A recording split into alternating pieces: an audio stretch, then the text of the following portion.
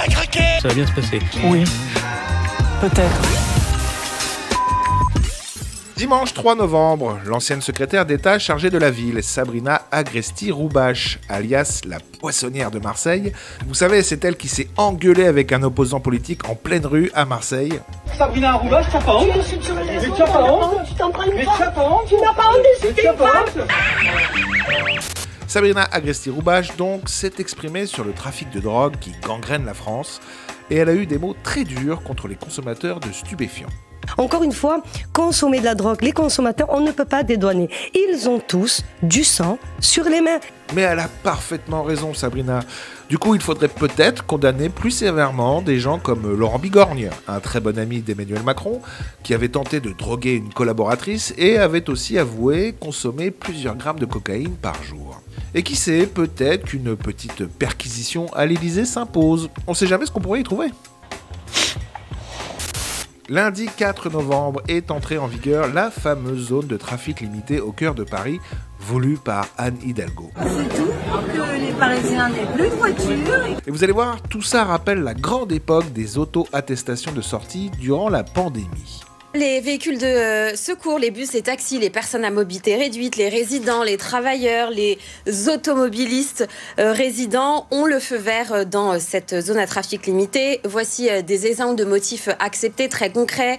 Vous habitez ou travaillez dans Paris-Centre, vous avez un rendez-vous médical boulevard Montmartre, vous commencez déjà vos courses de Noël dans les grands magasins, vous allez dîner chez des amis vers Étienne Marcel, vous êtes sorti au cinéma, à Opéra, c'est bon pour vous. À terme, la mairie de Paris mettra en place un système de cartes pour les résidents et un formulaire d'autodéclaration en ligne, un peu comme ce qu'on a connu pendant le Covid. Moi je dis allons-y quoi, je dis aux Français allons-y quoi, c'est... Allez, on fait un petit détour du côté des États-Unis puisque l'élection présidentielle approche à grands pas. Et sans surprise, la plupart des médias américains et français soutiennent sans vergogne la candidate Kamala Harris. Mais la palme du ridicule revient à l'AFP, l'agence France-Presse, qui nous explique qu'en Inde, dans le village des ancêtres de Kamala Harris, eh bien, le dieu de la vérité et de la justice, rien que ça, soutient Kamala. Non, c'est... Oh! Alors, outre ce fameux dieu indien, on rappelle que la plupart des stars hollywoodiennes, comme Jennifer Lopez ou Leonardo DiCaprio, sont aussi derrière la candidate démocrate. That's why I'm voting for Kamala Harris. Les mêmes qu'on retrouvait dans les soirées du rappeur P. Diddy, accusé récemment de trafic sexuel et d'agression sur mineurs. Oh putain, les enculés. Et on en vient à la dernière lubie de notre cher président Emmanuel Macron, qui a obtenu ce qu'il voulait. Oui, Le 7 décembre prochain, pour la réouverture de Notre-Dame de Paris, il prononcera un discours au sein de la cathédrale. Parce que c'est notre projet!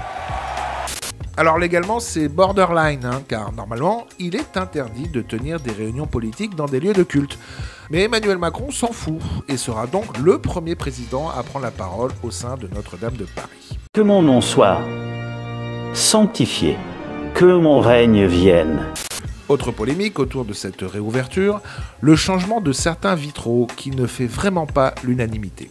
Pourquoi on refait des vitraux de Viollet-le-Duc alors qu'ils sont en bon état, qu'ils n'ont pas été endommagés par l'incendie de la cathédrale, qui vont forcément être coûteux? Cet appel à projet va avoir un coût pour le contribuable.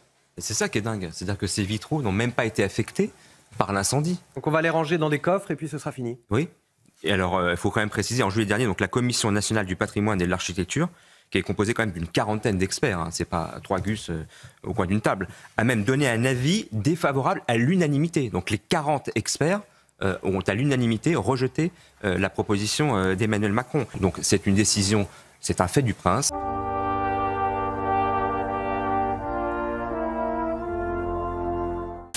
Toujours à propos de Manu, sa visite d'État au Maroc fut assez sulfureuse, puisqu'il avait invité un paquet de repris de justice. Je vous avais détaillé tout ça dans une vidéo.